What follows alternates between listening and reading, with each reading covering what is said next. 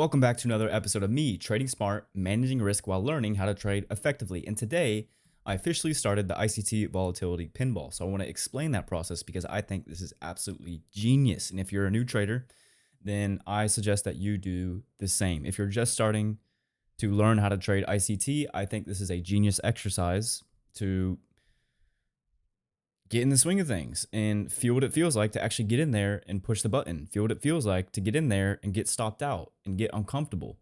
So let's get right into it. All right. I'm going to drop down to the 1 minute time frame. I'm going to drop my executions on the chart and you're going to be like, what the heck is this? And I'm going to be like, yeah. And then I'm going to explain it. All right. That's how this is going to go. So here we go. Settings, executions. I'll just throw the labels on. So as you can clearly see, I have bought and sold this thing up and down many times, many times. So this is called volatility pinballing. And ICT revealed this in not today's episode of the 2024 mentorship, but the previous one. So the whole point of this exercise is literally to desensitize yourself to outcome.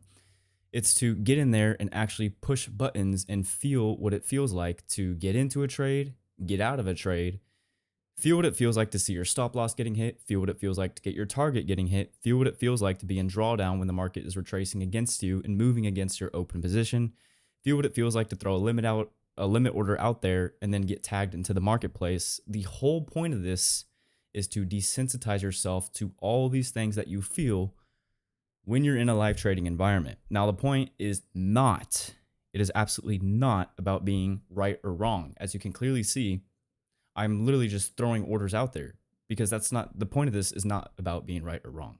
It's to desensitize yourself to outcome.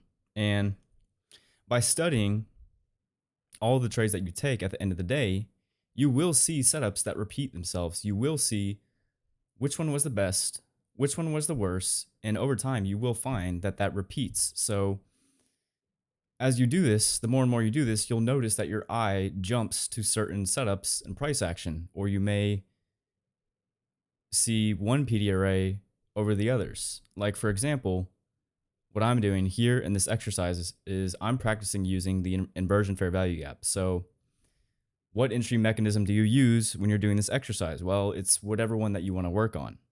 But as you do this exercise over and over and over again, you're going to start to notice things that you didn't see in price action before. Like I can explain something. I mean, I learned a lot. I learned so much about myself and price action just one day of doing this. So this process is absolutely genius. So what entry mechanism are you using? It's simply the one that you want to work on. And right now, I think what the best entry mechanism for me is the inversion fair value gap. So that's what I use today. You can see I entered off of, well, I read the reaction off of this inversion fair value gap, market structure shift, sold short into this fair value gap right here. So I'm literally seeing things in price action that I did not see before after day one. And I learned so much about myself and how I think when I'm in a trade. That's another purpose of this exercise, is to get a sense of how do you feel or how do you think when you're in a trade. Both of those. It gives you a baseline for how you feel and how you think when you're in a trade. And so throughout the entire duration of this process, you want to record how you're feeling. So I'll kind of walk through that and how I went about this exercise. So it's literally just using the lower time frame. You don't want to do anything over a 1 minute chart. It's 1 minute or sub 1 minute because you're going to see a lot of setups on these lower time frames.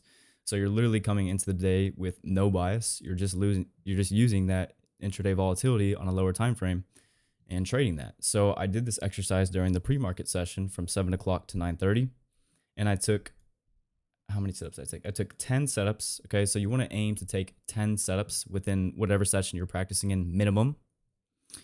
And that's how you do it. So I took 10 setups in this pre-market session, and I'll go ahead and break down, I guess, what I learned, like a couple of lessons I learned, and touch on the whole point of this process again. So again, it's not about being right or wrong. You can see that I only got 3 right? And I got 8 wrong. So I took one setup after the 9:30 open, which is kind of what I didn't necessarily do the volatility pinball drill after 9:30. I actually saw like a valid setup and I took it. I just got a little too greedy, which I'll cover. But anyways, you're just firing orders out there. You're just throwing orders out there because you're trying to desensitize yourself to outcome. You want to get in there, push the button, feel what it feels like, okay? And you're not using market orders. It's only using limit orders. So right here, what do I see? During the macro, we engage higher time frame liquidity. We run these relative equal highs. I see a change in the state of delivery, fair value gap, inversion fair value gap. We trade up into the inversion fair value gap, close below it. My execution labels are very... I'm just going to run through these really quick and the lesson that I learned about them from them. All right. So during the macro, engage that liquidity, large down close candles, change in the state of delivery, touches the order block, inversion fair value gap, closes below it, algorithmic signature of weakness, working off the new day opening gap low. Ignore this because that wasn't valid at the moment.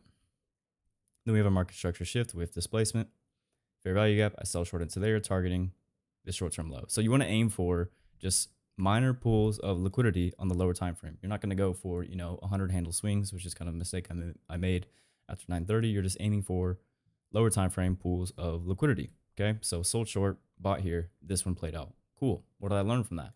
Well, this is a valid trade setup. This is one of the better setups that I had today. So this literally gives you a basis for your trade model as well, because you're going to see things that repeat over and over and over again, even though you're just literally just throwing orders out there like boom, boom, boom. I see this. Okay, let's try it. Why not?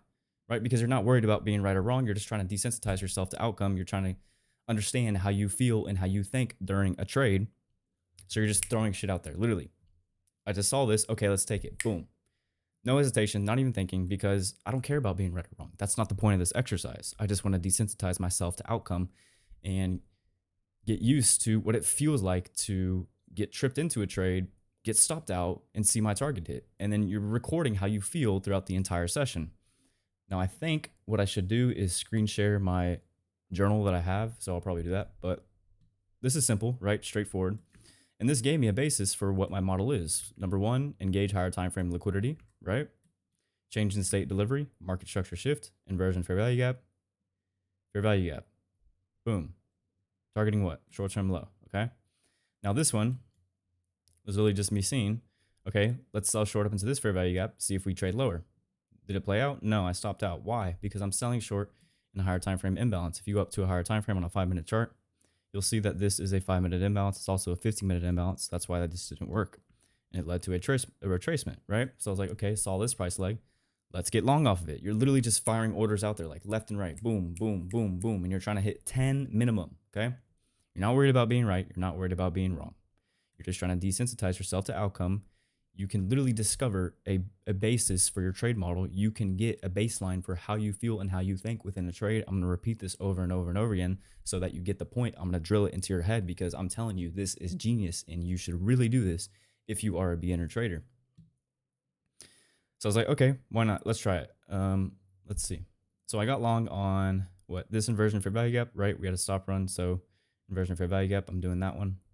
And I stopped out here. Why did I stop out here? Because look, we have an imbalance here and we also have an imbalance here. So I got long off this inversion fair value gap with the stop loss below this candle's low, right? Stop loss below this candle's low. Now the reason I stopped out here is because the algorithm referred to this imbalance, which brings me a lesson from model 2022 logic. If we see multiple imbalances, we have to weather a move into the lower imbalances. So I had the idea right? We're trading back up into this pool of minor buy side liquidity. But because there's imbalances below this one, there's one here and here, it led to a deeper retracement. The algorithm refers to this imbalance and then we trade higher. So that's why that stopped out. I'm telling you, like literally you can extract just a short little lesson out of everything and get better because of it. This process is genius. Now this trade right here, I notice we have a balanced price range right here. Was it this one? Or I think it might have been, was it this one? Let's see. No, it was definitely this one right here. So let me just draw this out real quick. Quick little exercise. And I'm telling you, it's fun too, because you're in there just getting in there, pushing buttons in and out of the trades, right? It's so fun. Like, I'm telling you, y'all have to try this. So we have one single pass here, one single pass here. What does that make this? A balanced price range. We have sell side delivery and buy side delivery. So I take the market long, trading back into this fair value gap because it's clear that we're spooling for this short-term high here. Now notice how this candle opens, it trades down, leaves a large wick. At one point, this was a bold-faced down close candle, but this was simply referring to the vacuum block right here. So I had good stop management underneath this candle's low because this is a part of the imbalance, right? And this is a balanced price range. So I know that we can trade down here, but that's just simply going to be a wick because this is a balanced price range and the body is going to close still inside of that balanced price range. ICT literally outlined this on his live stream on Monday, where he gave an example of how it left a mohawk. A mohawk is simply a wick, right? Coloring outside the lines. We allow the wicks to do the damage, but the bodies tell the story. So at one point, this was a large down face, a large, bold, down close candle, but it's just simply leaving a mohawk. And I know that we're still going to color inside the lines here because it's a balanced price range. And then I was aiming for the new day opening gap high, okay? So I learned how balanced price ranges behave in this setup right here. So boom, 3 trades right there, 3 technical lessons extracted from each single one. Okay, so we run the buy side liquidity here, trade lower. Now here I sold short into this inversion fair value gap. Now why did this not work? Because we had a news driver at 8:15, but it was during the macro and I thought we'd spool lower for this sell side liquidity here. Notice how we came just shy of that low. We accumulated, left that low intact for it to get ran later at a later date, took the buy side first, then took that. But this did not work because I was selling short in a discount. So there's another technical lesson in trade execution number 4. So you want to mark out the inception of the price run, the start of it, which would be up here, and the terminus where you think it could deliver to. So if we look at this range, we can see that I am selling short. If you look at the midpoint of that range right there, annotated by that horizontal line on the box, you can see that I'm selling short below 50% of that range, which would mean I'm selling in a discount. You don't want to sell in a discount because that makes you prone to retracements. And I stopped out on this trade for that very reason. So I stopped out on this trade, came just shy of the objective, played with me a bit, and then boom, spooled higher. So am I mad that it didn't deliver to my target here? Absolutely not. Why? Because this isn't about being right or wrong. This is about getting in there, pushing the button, getting uncomfortable, feeling what it feels like. So really, I'm glad that this situation occurred because I need to know how I react in a situation where the market comes just shy of my target, then reverses and takes me out, right? I want to know how I feel in that situation. And I responded very, very well to it. In the past, I wouldn't. In the past, I would be mad. I would be kicking shit. I'd be throwing shit. I'd be, pissed off, frustrated that a situation like this played out. But today, I handled it very, very well. Now, the only reason that I knew I was able to handle this situation very well is because I was putting it in the first place. And if I wasn't doing this exercise, then I wouldn't have been placed in this situation. So I'm telling you, this is genius. And you want to record that too. You want to annotate that, right? So this situation happened and I journaled it. The market came just shy of my target, but it turned around, ran all the way to my stop and took me out. Am I mad? No. Why? Because I know that my setup's going to be there again and again and again, and I don't have to catch this fluctuation in price. There's always going to be more opportunity. This one did not have to play out. So you can get a baseline for how you handle certain situations. In this case, I handled this situation very well. So I'm proud of myself for that. Okay, so that didn't work. Then we came just shy of this minor buy side liquidity here. Did I try along here? So I thought we were just priming this high. We were going to trade back into this fair value gap and then trade higher. Now, obviously, we had a deeper retracement. So in this case, the inception of the price run or the start of it into the terminus, what am I doing? I'm buying in a premium, right? So the same reason that this didn't work out was the same reason that this didn't work out. So boom, learning the same lesson in 2 back-to-back trades. Do you think I'm going to repeat that when I'm trading with actual live money? No. And I was able to learn this lesson without losing any money at all because this is a demo and I'm doing a volatility pinball exercise. I'm telling you, this process is genius. All right, so I sell short here because now that I see this, I think the market's going to spool for this pool of liquidity here. So I sold short in this. Right, so let's mark the inception of the move and where I thought it was going to deliver to. And what am I doing? Selling short in a discount. If I mark the equilibrium of this range and we drop a fib on that, we can see that the midpoint is right here and I sold short here. So I sold in a discount. So I made the same mistake 1, 2, 3 times. Do you think I'm going to repeat that when I'm trading with live money? Absolutely not. In fact, this is a new rule of engagement that I can use to prevent myself from taking losing trades, all because I did this volatility pinball exercise. I'm telling you, it's genius. Okay, and this was the best setup of the day, right? So you look at the best setup of the day, you look at the worst setup of the day, compare the two, and you have a baseline for your model. So what happens here? We engage a higher time frame pool of liquidity, right? We have a change in the state delivery. We have a market structure shift right here, taking out shorts from low. We have an inversion fair value gap. I trade short back up to the inversion fair value gap, and I'm targeting the new day opening gap low. Now I can anticipate that during the macro, we are going to spool lower for the sell side liquidity below this low, because if you notice at the news driver, 8:30 starts and we start spooling for that buy side liquidity first, leaving all these lows intact. So now, based on what I'm seeing up here, when the market engages that higher time frame liquidity and we see it dive into that pool of liquidity, we see a market structure shift, we see a fair value gap, inversion fair value gap, sell short in there. I can anticipate it to spool lower during the macro. We also have an SMT divergence. If I go to ES, I think it was on ES. Let's see. We scroll right here. I think it was these highs back here. Or no. I think it was these highs. This high, right? Or it was these highs, okay? The 3 o'clock highs, London highs. So that was, okay, we don't have an SMT here. Maybe it's on Dow. So there's good confluence there. Hold on, I gotta see if there's an SMT. Am I tripping? Was there an SMT? Okay. Let's see, 8:45, right? Okay. So we're running these highs. Yeah, there is an SMT. You can see that, right? It's these 10 o'clock highs back here near midnight. So we see that NQ runs them. ES does not, okay? Cracking correlation, SMT divergence. Anticipate the market to spool lower during the macro. Okay, that's exactly what happens. Right. Where am I? Why am I lost? There we go. All right. Start spooling lower to the macro. Low threshold objective. You want to aim for a low threshold objective. That's how I kind of messed up after 9:30. I aimed for an objective that was just too far, and the market never reached it. Came back, took the stop. But I'll cover that in a bit. All right, so that trade played out. Cool. Let's look for the next one. And what you want to do is alternate between buying and selling. You don't want to be kind of, too biased on one side. You literally want to put yourself in a position where you know you're going to stop out and literally just feel what that feels like. That is the whole intention of this process. I'm telling you, it's genius. Right? So clearly we have a clear draw on liquidity. The market is reaching for these lows, and I know that. But what do? I just throw a long out there. Why? Because this is a drill. This is a drill to put me in a position where I feel uncomfortable. I want to feel what it feels like to get stopped out. So I can journal that and I can record that, and I have a baseline for how I feel when I do stop out. So initially, in the beginning, when I started this exercise this morning, I actually felt like an ick the first time that I stopped out. I was like, it kind of hurt. It was a bit painful, right? But the more and more I did this, I felt nothing. Literally, I was completely desensitized to the outcome after doing this for only a couple of times.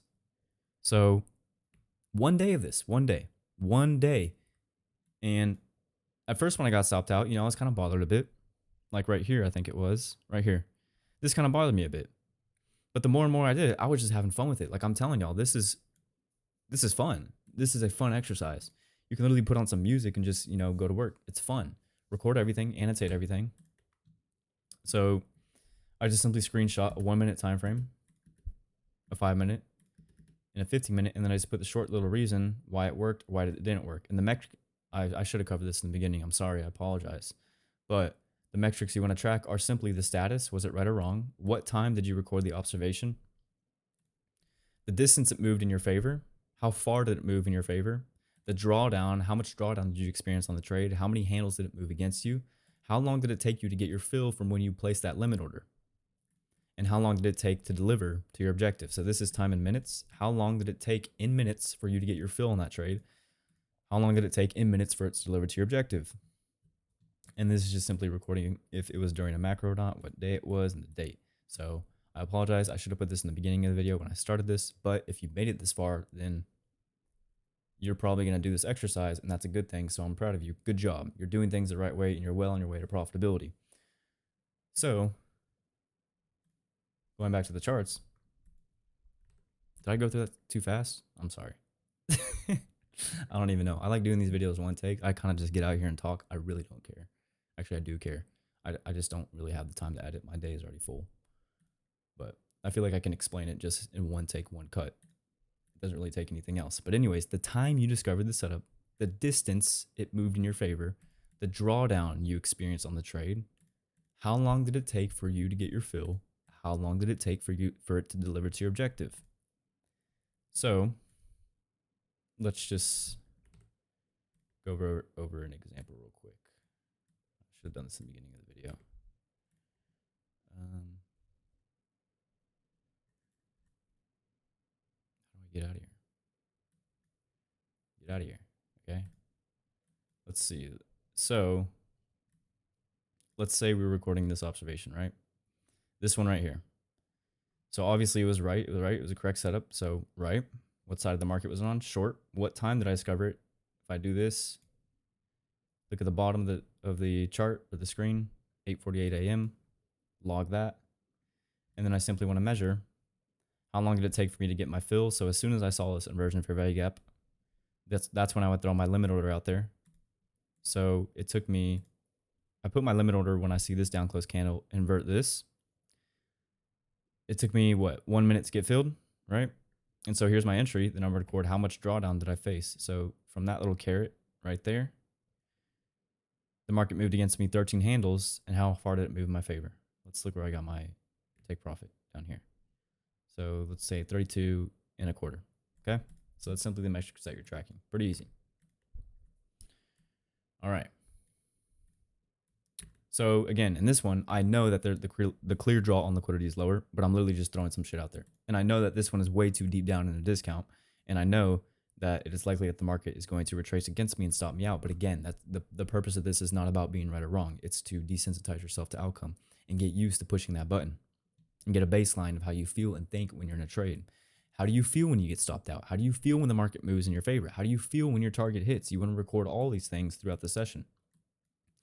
And if you want me to make a more in-depth video on this, I can, and I can explain to y'all what I am journaling throughout my session. So this one didn't work. This one didn't work. That's literally me just trying to get 10 trades in before the start of the New York morning session at 9:30 in the morning, before the opening bell. So I was just kind of just throwing these on there and just feeling what it feels like to get stopped out. And I'm completely desensitized to outcome after doing this for one day. Okay. Now in this trade example right here, this was simply me selling short at the first presented fair value gap. We have a market structure shift right here. Take out a short-term low, change the state delivery, trades up, hammers the order block. I sold short literally before this finished and closed as the first presented fair value gap because I knew that I was going to. And then I was targeting the previous day low. Now it came just shy of the previous day low. ES took previous day low. We zoom out. NQ did not, so there's an SMT divergence there. Whoa. There's an SMT divergence there, and that's why we didn't deliver to that low. Came back all the way back up and took the stop. So in this exercise, you're supposed to aim for low threshold objectives. Now, obviously, in this trade, I got a bit greedy and didn't do so. So this also revealed to me when I feel greed. When I feel greed, I'm like, screw it. Let's do this target. And I always aim for a higher target. So I know that each time I have that thought in my mind, I know I'm experiencing greed. Now, the first time that I saw that I felt that, or that I had that thought today, was in this trade right here, because it was clearly playing out in my favor. And as soon as I see this, I was like, you know what, screw it. Let's move the stop loss and target this high here. Or not the stop loss, the target. Let's move the target and target this high. But I recognized myself feeling greed. I caught that in the moment and I prevented myself from moving my target. And then it never delivered to that objective and I would have stopped out, right? So I caught the greed in the moment, prevented myself from making this mistake here, and that led to a winning trade. But here, I wasn't able to catch myself feeling that greed in the moment. Instead, I stuck with the target targeting previous day low, and it came all the way back on me and stopped me out for break even. So I also recorded how I felt during this situation, and I handled it very well as well. So I hope I explained this well. I think this process is absolutely genius. You should definitely try it if you're a new trader. If you're an experienced trader, you probably don't need this, but I just started studying ICT 3 months ago and I just started demo trading. This is my 3rd week of demo trading. So this is it. This is it. This is genius. And I'm telling y'all, if y'all do this, you're going to understand a baseline for your model. You're going to understand how you feel in certain situations. It's perfect. All right. So see ya.